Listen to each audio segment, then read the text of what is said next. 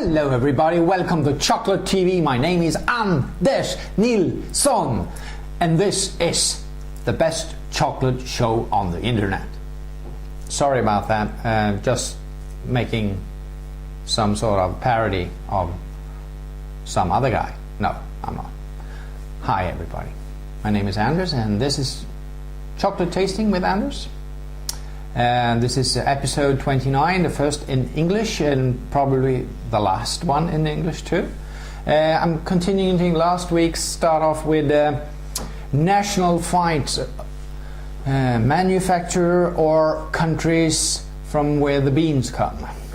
This time we have a French chocolate maker, Valrhona, situated in Tain-l'Hermitage, 60 kilometers south of Lyon, in the middle of France, making wonderful chocolates. And we're going to taste their guanaya from an island outside the coast of Honduras, where Columbus first discovered the cocoa bean.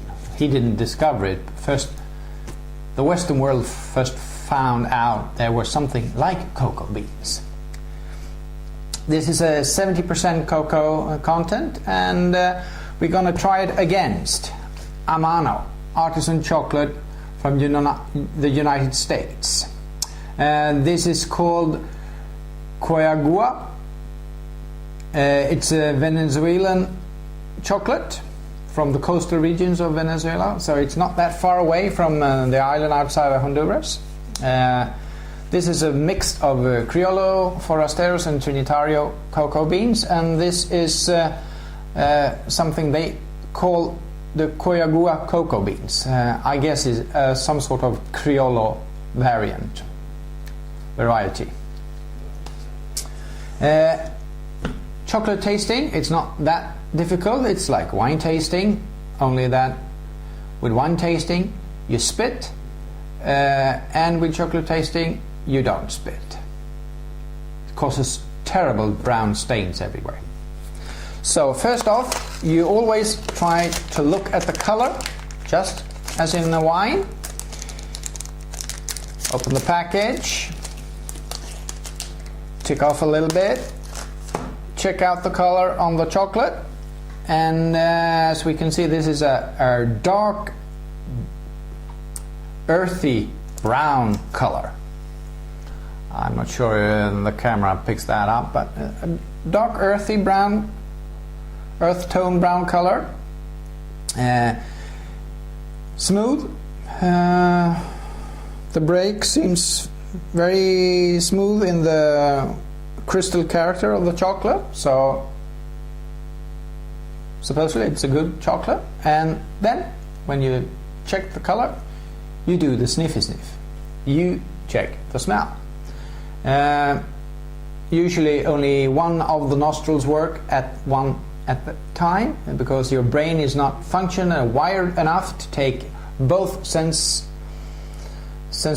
sensations from the both nostrils. Sorry, pardon the bad English. Let's check what nostril works at this time. I say it's my left. It's usually my left on Mondays. I don't know why. And let's smell. The typical dry chocolate smell is there, absolutely. Also a bittersweet nuance of raw sugar, brown sugar. You got some spices, I would say cinnamon.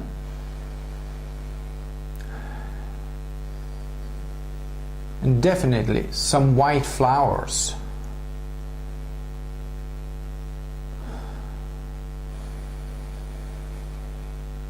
Well, let's taste. I'm going to chew it up in small pieces and then let the warmth in my mouth melt the chocolate down so it covers my tongue, and then we can see what kind of taste my taste buds picks up.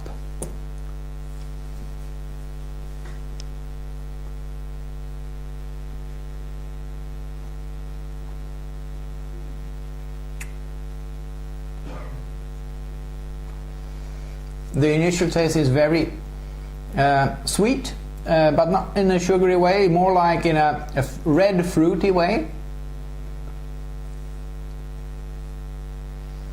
I get the vanilla. It's vanilla in the chocolate. Chocolate is often cocoa butter, vanilla and sugar.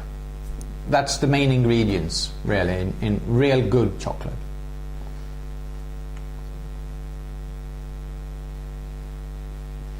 Mid on, you can feel the sugar accentuates the red fruit flavors, and it's very smooth, not grainy at all.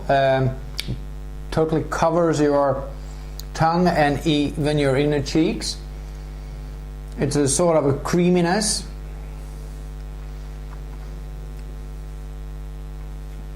And this chocolate is not bitter at all, as chocolate tend to be. The natural taste of chocolate is bitter and tart, but no, not this one. It's not that bitter. The aftertaste, the back end, is more like some nut component mixed in with a little bit of cream and a little bit of sugar, and there's a faint hint of cinnamon too. This is one of the world's best chocolates in my mind. Often scores very high on every chocolate tasting or every chocolate festival that's held. This is really good. This is a 9 on a 10-point scale, at least for my palate. You might have a different palate, and that's okay, because like in wine tasting, there is no real answer if you like it or not. It is up to you, nobody else, to decide. Let's move on to the Amano.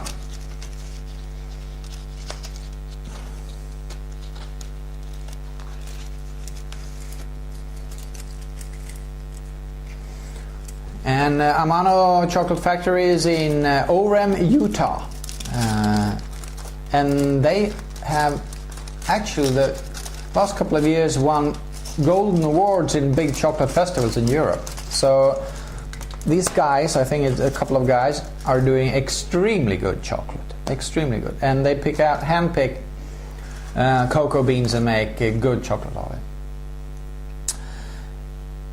This chocolate is also 70% cocoa, but it's quite more red and light in color compared to the French one, which was 70 with a cocoa blend of Criollo, Forasteros and Trinitario.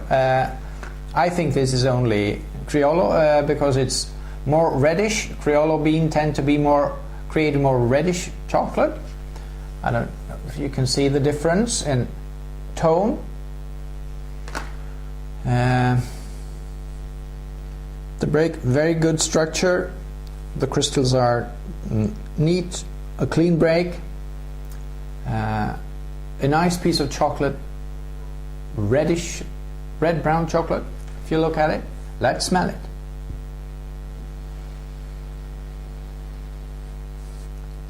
You got the similar smell of dry cocoa, almost like cedar box smell.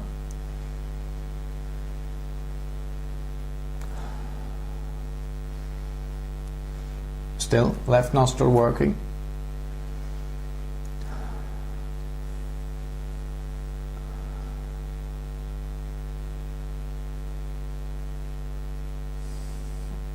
There's an other intriguing dry component to this smell.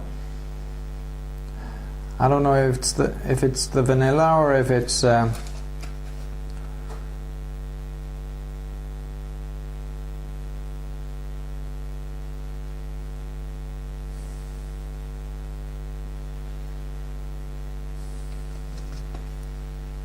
this is not a red fruit note, it's more like a nut component, nutmeg or hazelnut or something like that, but it's very hidden behind the chocolate smell. I don't smell the sugar. Crisp and clean chocolate. Smell that? That's it. Well, let's taste.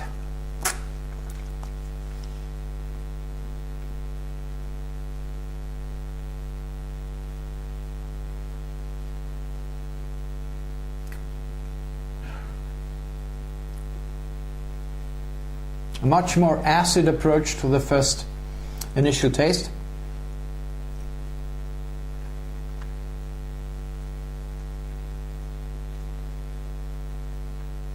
And then comes a lot of nuttiness, some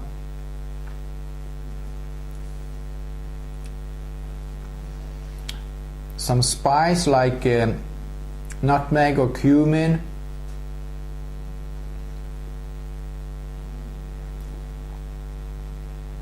There's some fruit, but it's more like an overripe red or blue fruit. It's not fruity, it's more over the edge.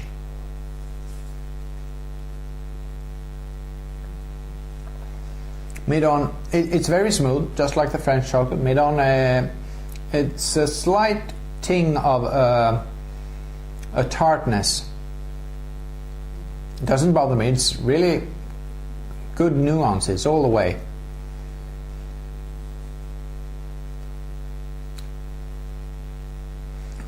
And the back end reminds me of the initial taste, a little bit of acidity, freshness,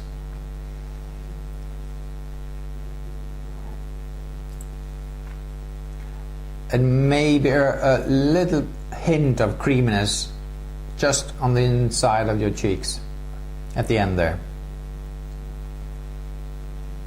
A very fresh, acidic,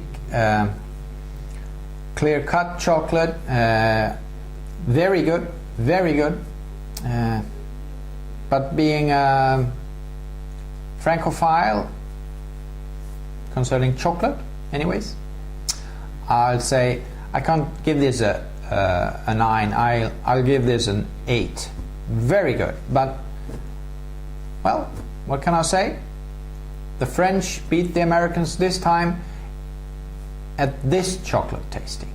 Next time it might be vice versa. So that's it all for now. Thank you. Bye.